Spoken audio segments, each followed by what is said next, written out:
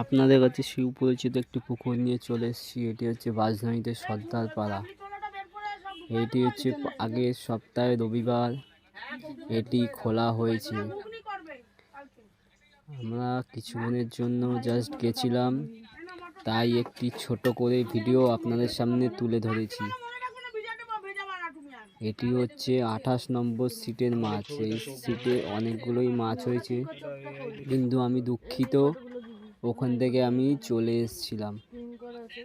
আমরা জাস্ট দেখতে গেছিলাম, তাই তখন মাছ খাচ্ছিল বলে একটি ভিডিও করেছি। সেই ভিডিওটা আপনাদের সামনে নিয়ে চলে এসেছি।